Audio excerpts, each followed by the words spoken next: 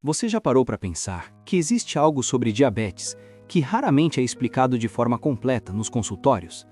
Uma informação baseada em pesquisas recentes que poderia mudar a forma como você lida com essa condição, mas que muitos profissionais ainda não incorporaram na prática clínica porque a atualização médica nem sempre acompanha a velocidade das descobertas científicas? Hoje você vai conhecer a história de Helena, uma mulher de 52 anos que viveu durante 15 anos lutando contra o diagnóstico de diabetes tipo 2, tomando medicamentos diariamente, monitorando cada grama de carboidrato, vivendo com preocupação constante sobre as complicações que poderiam surgir a qualquer momento. Mas então algo mudou.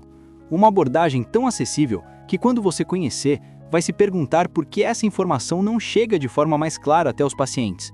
E a explicação tem mais a ver com como o conhecimento médico se atualiza lentamente do que com qualquer outra coisa. Helena tinha uma rotina que milhões de brasileiros conhecem bem. Acordava cedo, tomava seus remédios em jejum, checava a glicemia, comia o café da manhã recomendado pelo nutricionista, trabalhava o dia todo e voltava para casa exausta. Seus níveis de glicose no sangue flutuavam bastante, mesmo seguindo todas as orientações médicas à risca. Ela sentia aquela fadiga constante, aquela sensação de que o corpo não respondia mais como antes. As feridas demoravam a cicatrizar, a visão começava a ficar embaçada em alguns momentos, e o médico já havia alertado sobre os riscos se as coisas não melhorassem. Helena fazia tudo o que lhe era orientado, mas os números no glicosímetro não melhoravam tanto quanto ela esperava, e a frustração aumentava a cada consulta.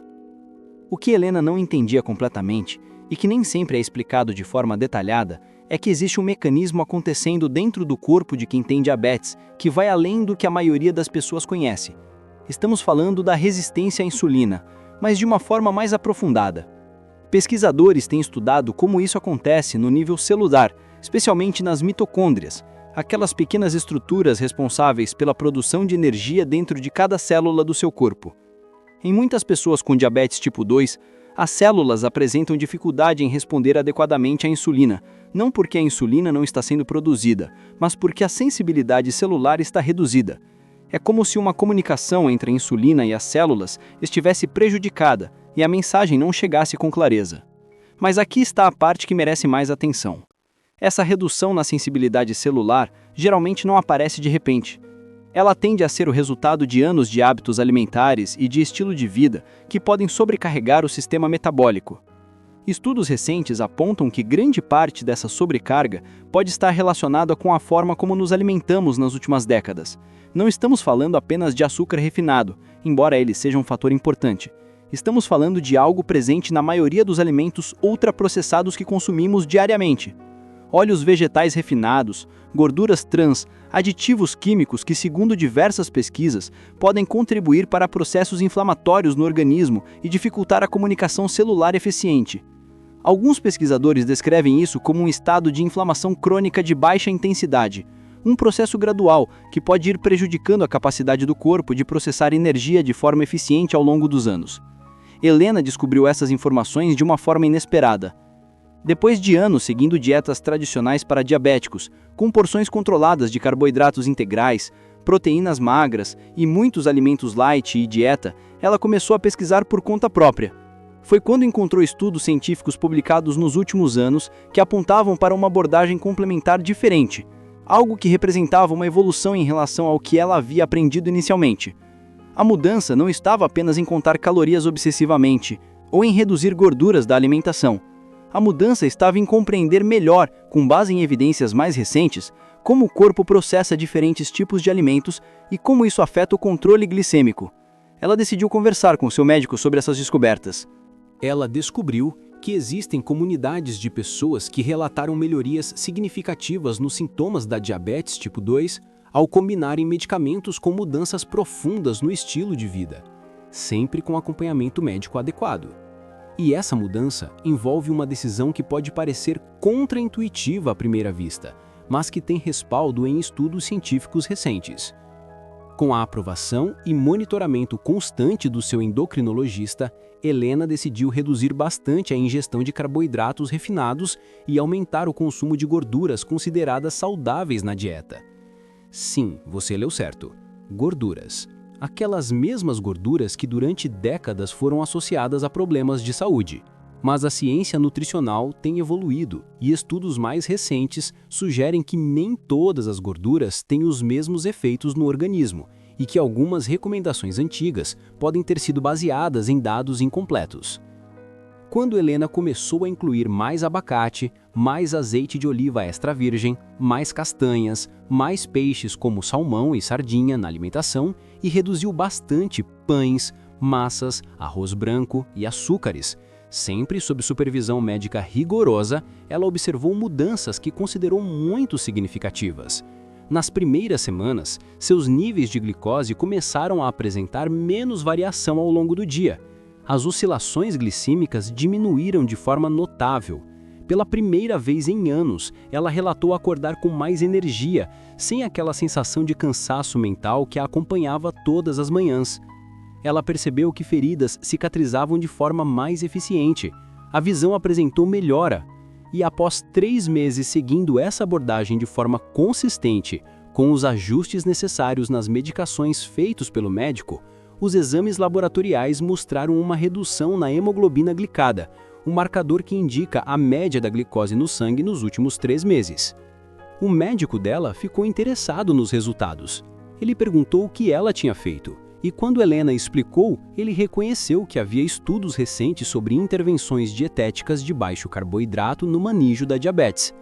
Embora isso não fizesse parte do protocolo que ele aprendeu na faculdade há algumas décadas, os dados laboratoriais estavam ali, mostrando uma melhora clara. Helena estava pela primeira vez em 15 anos conseguindo um controle glicêmico melhor do que havia experimentado até então. E ela descobriu que não estava sozinha. Em diferentes países, milhares de pessoas têm relatado experiências semelhantes ao descobrir que diabetes tipo 2, embora seja uma condição crônica, pode responder de forma positiva a mudanças no estilo de vida, quando essas mudanças são feitas com orientação profissional adequada. Mas você pode estar se perguntando por que essa abordagem não é mais amplamente divulgada ou praticada. A explicação envolve diversos fatores. Primeiro, a formação médica tradicional muitas vezes não inclui atualizações frequentes sobre as pesquisas nutricionais mais recentes, especialmente porque a ciência da nutrição tem avançado rapidamente nas últimas décadas. Segundo, mudanças de estilo de vida exigem muito mais comprometimento e disciplina do paciente do que simplesmente tomar uma medicação, e nem todos os pacientes estão preparados ou dispostos a fazer essas mudanças profundas, o que pode fazer com que alguns profissionais hesitem em propor essa abordagem. Terceiro, existe uma cultura alimentar muito enraizada, que foi construída ao longo de décadas. Durante muito tempo, fomos orientados a acreditar que gordura deveria ser evitada e que carboidratos deveriam formar a base da alimentação. A pirâmide alimentar que muitos de nós aprendemos na escola colocava grãos e cereais na base, sugerindo que deveriam ser consumidos em maior quantidade. Mas essas recomendações surgiram em uma época em que a ciência nutricional ainda estava se desenvolvendo, e hoje diversos pesquisadores questionam se essas diretrizes foram as mais adequadas para todas as pessoas.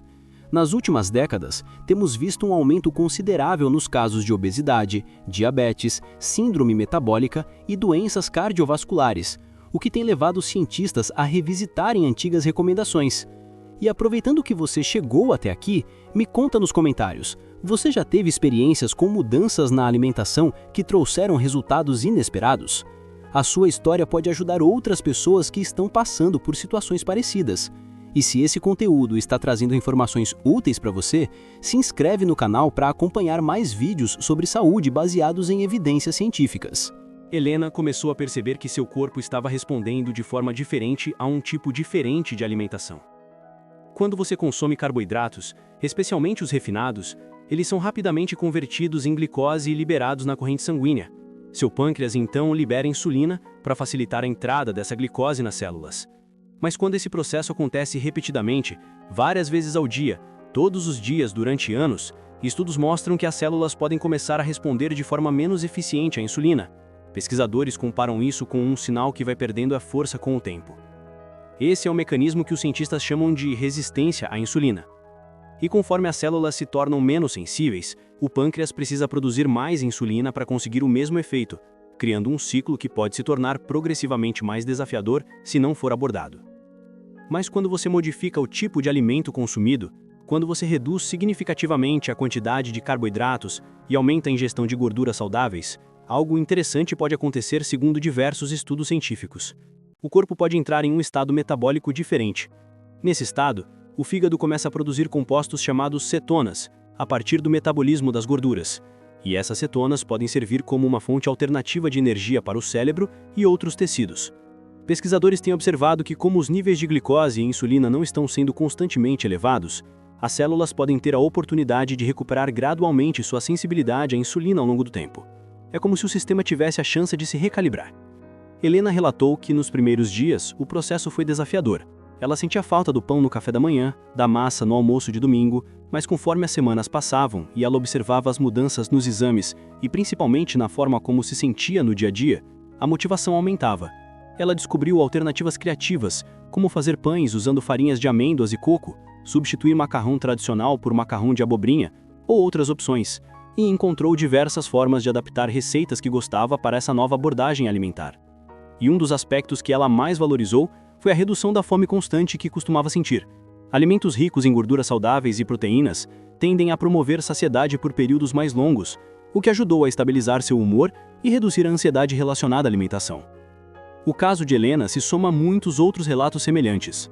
Existe um número crescente de médicos e pesquisadores estudando abordagens complementares para o manejo da diabetes. Estudos científicos publicados em periódicos revisados por pares têm documentado resultados promissores com intervenções dietéticas de baixo carboidrato. Algumas dessas pesquisas acompanharam centenas de pacientes diabéticos que adotaram uma dieta cetogênica sob supervisão médica cuidadosa. Os resultados publicados mostram que, após um ano, uma porcentagem significativa dos participantes conseguiu reduzir a dosagem de medicamentos necessários, sempre com acompanhamento profissional rigoroso, e apresentaram melhorias nos marcadores laboratoriais relacionados ao controle glicêmico. A experiência de Helena ilustra que mudanças estruturadas no estilo de vida podem ter um impacto considerável na qualidade de vida de pessoas com diabetes. Hoje, mais de 2 anos depois de iniciar essa mudança, sempre mantendo consultas regulares e monitoramento médico constante, Helena conseguiu reduzir significativamente a quantidade de medicamentos que precisa tomar. Seus exames laboratoriais mostram valores melhores do que apresentava antes. Ela perdeu peso de forma gradual e saudável, ganhou massa muscular através de exercícios orientados e relata ter mais disposição e qualidade de vida do que tinha há anos. Agora que você conhece essa informação baseada em evidências científicas recentes, vale a reflexão. Se você ou alguém próximo convive com diabetes, saiba que existem abordagens complementares que podem fazer diferença quando combinadas adequadamente com o tratamento médico. Nunca interrompa medicamentos ou mude seu tratamento sem orientação profissional, isso pode ser muito perigoso. Mas converse com seu endocrinologista sobre essas possibilidades. Busque profissionais atualizados com as pesquisas mais recentes. Curte esse vídeo se essas informações foram úteis. Compartilhe com quem você conhece que possa se beneficiar. E comenta aqui embaixo qual parte te chamou mais atenção. A história de Helena mostra que mudanças estruturadas no estilo de vida, quando feitas corretamente e com acompanhamento adequado, podem trazer melhorias significativas. Nos vemos no próximo vídeo. E até lá, cuida bem da sua saúde.